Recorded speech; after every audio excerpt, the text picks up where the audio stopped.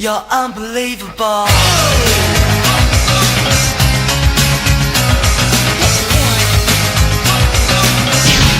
You're unbelievable. Yes, we have a new challenger, Doom on 3DO. 3DO launched a little over a month before the Jaguar in North America, and both machines were boasting superior tech that would cripple Sonic and Mario's 16-bit offerings. Get the fuck out of here! Somebody else, I said it myself. Seeing as how 3DO is a CD-based platform, you may think that gives this unit a great advantage. For example, take a look at Wolfenstein 3D. While both versions perform exceptionally well, Jaguar sports only the original encounter, which is comprised of 30 levels. 3DO includes the 60-level follow-up, adding up to 90 levels in total. That's a lot of scalps, gentlemen. And I want my scalps!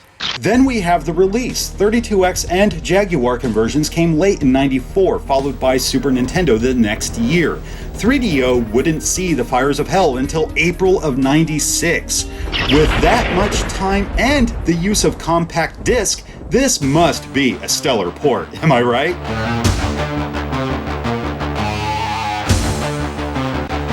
Wrong. Sweet Mother Mary, what the fuck is this?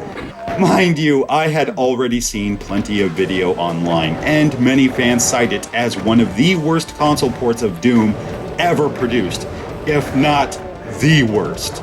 I knew what I was in for, however, none of it had prepared me for the genuine experience. Like, it's stunning how bad it is.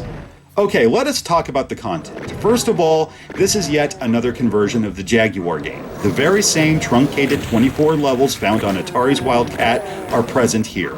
Like 32X and Jaguar, it lacks the Cyber Demon and Spider Mastermind, although there are specters, so it's not a complete waste, right? Oh, and we gained an artifact. Yes, we now have blur. No light amplification, but we do have blur. Haha. Oh, and this fucking score?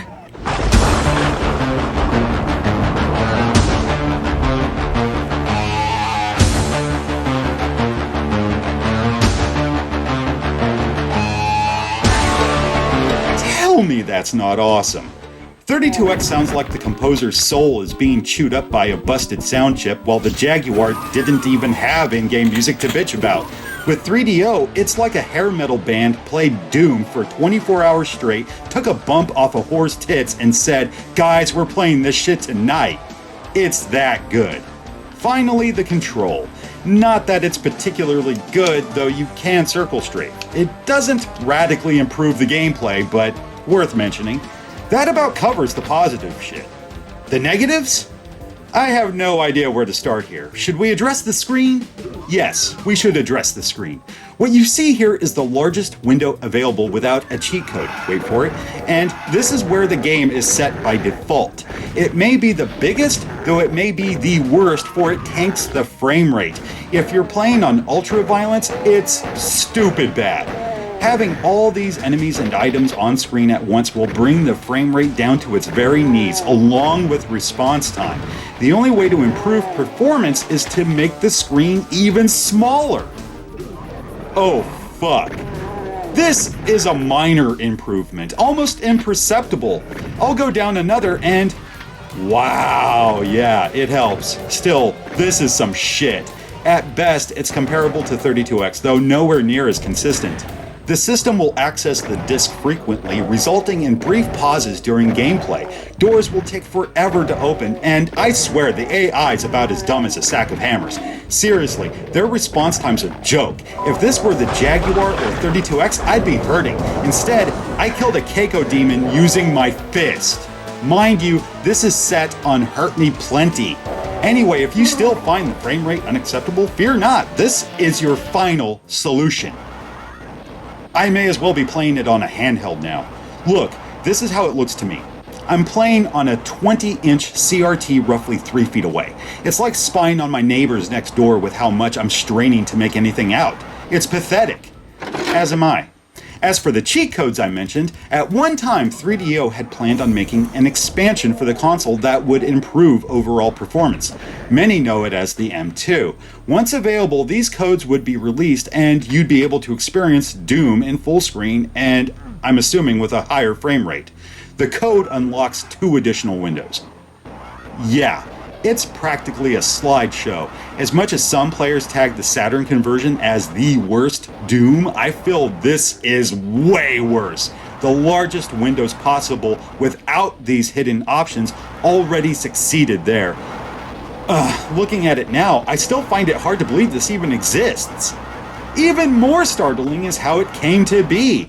You see, Art Data Interactive was a new publisher with zero experience. They were completely ignorant of what all is required to actually build a fucking game. Yet they promised new levels, weapons, and so on. All of this by Christmas of 1996. Later, Rebecca Heinemann was brought in to finish out what they had. Having ported Wolfenstein 3D to 3DO, it was only logical. Much to her shock and horror, no work had been done on the game. Nothing. They expected her to port the whole game with new weapons and levels in 3 months. That is fucking crackers. Ultimately, she cobbled together a functional conversion based on the Jaguar source code on time, and that was a fucking miracle in itself. I know that sounds bad. Doom on 3DO is a hot mess. If you ask me, I think it's the worst console port of the era. It's not unplayable, but you can do way better, and for much less than what this fucker goes for now. Unless you're obsessed with owning every port of Doom available, I recommend you stick with Jaguar. It may not have music, though I think you'll manage.